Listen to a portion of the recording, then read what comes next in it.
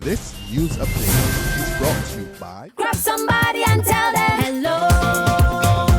Your happiness will be connected to flow. Smile and cheer because that is we flow. Grab somebody and tell them hello. With your hands in the air, hands in the air, hands in the air, hands in the air. This is how we flow, yeah. Grab somebody and tell them this is how we flow.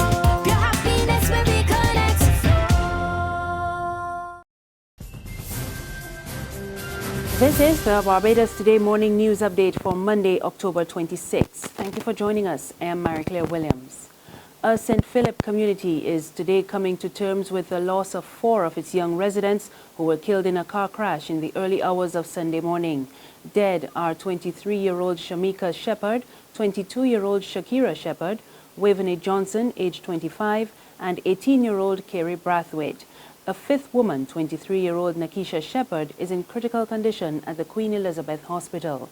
Barbados Today understands that the women were returning home following a night out to celebrate Shamika's birthday on Saturday. One man is assisting police with investigations into the disappearance of St. Philip resident Marcelle Smith. Smith has not been seen since October 13, and her family has been appealing to the public for help in finding her. A statement issued yesterday by police spokesman David Welch confirmed that lawmen recovered the body of a woman from a ravine at Halton Plantation in St. Philip on Saturday evening. Welch said the body was in an advanced state of decomposition and was recovered with help of members of the Barbados Fire Service. The body has not been identified, and a post-mortem will be carried out. In other news this morning, Education Minister Ronald Jones have given the assurance that over 200 teachers will be appointed in the coming months.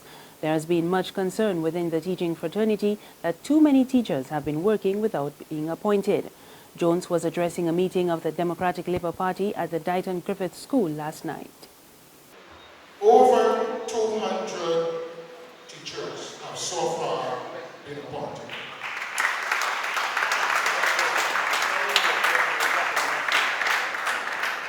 In the next 3 weeks or so, the other 216 in the first cohort will also be appointed.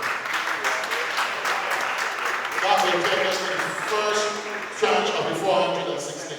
Thank you, Prime Minister, because you're the head of the civil service. You can only do the work inside, you're going to say yes, it's going to happen, and you will. And Health Minister John Boyce has announced that the David Thompson Polyclinic will be opened in St. John next month. Boyce was also addressing last night's DLP meeting. The leader of the opposition Barbados Labour Party, Mia Motley, has given assurance that the controversy within the party's Christchurch West constituency will be resolved soon. Last month, the constituency's MP, Dr. Maria Agard, was involved in a public spat with the branch's executive, and she subsequently stated her refusal to work with the newly elected district executive. But addressing the BLP's 77th annual conference over the weekend, Motley said the matter will be addressed in the interest of the party. Again, back to the center, back to Christchurch West.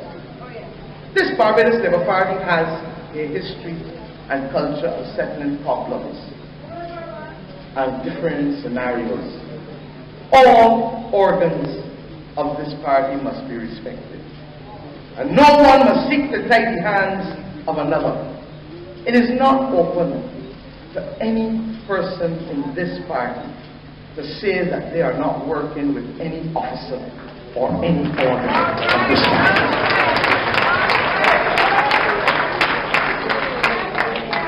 Our Constitution does not give them that privilege. You have to work with every officer and every organ once legitimately elected or appointed. Meanwhile, Motley also told the meeting that malfunctioning of the South Coast sewage system is causing feedback of waste matter that is contaminating the Graham Hall swamp. Motley quoted from a document that she said was written by Democratic Labour Party activist and Barbados Water Authority consultant Patricia Innes. According to Motley, Innes wrote last month to the BWA chairman and the minister responsible for water, stating her concerns over the danger facing the sewage systems. Ms. Innes writes that after a 6-month analysis of the sewage systems, she is forced to conclude that, and I quote, If funds are not urgently sequestered to correct the multiplicity of problems plaguing both our sewage treatment plants and their surrounding networks, we face the real possibility of their soon collapse. This is the 10th of September. More than a month ago, 6 weeks ago, she writes this. She goes on, you are aware, her words, that the South Coast sewage plant has been virtually non-functioning for over a year, as over 90% of the sewage entering the plant is now being diverted from the influent pumps to the effluent pumps.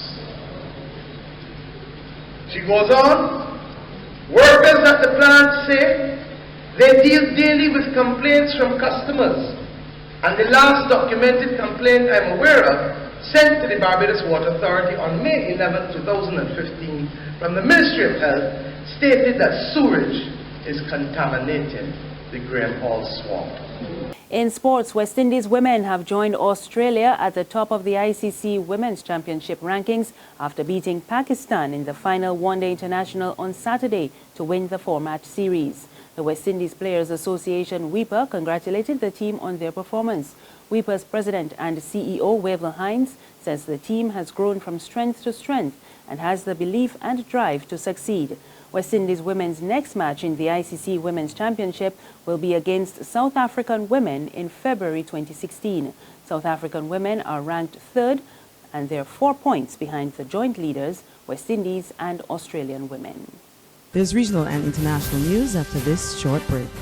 Secure your future, be financially strong. Since 1983, we have been there for you. A smart range of products, great tax benefits. We're the solution to your hopes and your dreams. The Barbados Workers Union Cooperative Credit Union. The Barbados Workers Union Cooperative Credit Union. Humble beginnings to smart loans, smart savings. Save smart and borrow smarter, that's the move for me. Stability, prosperity, we're the solution to your hopes and your dreams. The Barbados Workers Union Cooperative Credit Union. The Barbados Workers Union Cooperative Credit Union. In news from the region, Haitians are awaiting the results of yesterday's presidential and parliamentary elections. There are reports of a smooth voting process. More than 5 million registered voters chose from 54 presidential candidates. Michel Martelly's successor is expected to be one of two candidates, Jovenel Moise, the owner of a banana exporting business in the north of the country, and Jude Celestin, a Swiss-educated mechanical engineer who previously headed a government construction agency. The presidential runoff will be held on December 27. And internationally, leaders from European Union countries are meeting in emergency sessions to address the migrant crisis in the Balkans. A draft statement is calling on countries to stop waving migrants without the agreement of their neighbors. The Slovenian Prime Minister is warning that the EU could start falling apart without firm action on the crisis. We get more in this BBC report. Croatian police officers escort yet another trainload of refugees and migrants to the border with Slovenia. This part of a major operation, sending thousands across into Slovenia every day, regardless of whether the authorities there are willing to receive them. Once on Slovenian soil, they are soon picked up by the local security forces, but they are not welcome here and have to walk 10 kilometers to the nearest camp under the watchful eyes of armed police and soldiers carrying automatic weapons. Ala Adin, a Syrian refugee, tells me they're not getting any help along the way. And they're not giving you any water? No, anything. Just we ask the police. Now I ask one police, he tell me, I'm sorry, it's not my job to give you. I do, yes, it's not your job, just please, just help me. And this is the crowded transit camp where they all end up. Here conditions not much better, with people complaining there's not enough food or shelter. It's all taking a toll on the most vulnerable, with the increasing cold making things even worse. And that's the news. There's more on our website, www.barbadostoday.bb. You can also subscribe to our e-paper, email updates, and like us on Facebook. You can catch us on Izumi Media in bus terminals or Screenplay at supermarkets and gas stations near you. Also tune in to Channel 101 on Flow TV or Mix 96.9 FM for more news and sports. I am Marcelle Williams. Good morning.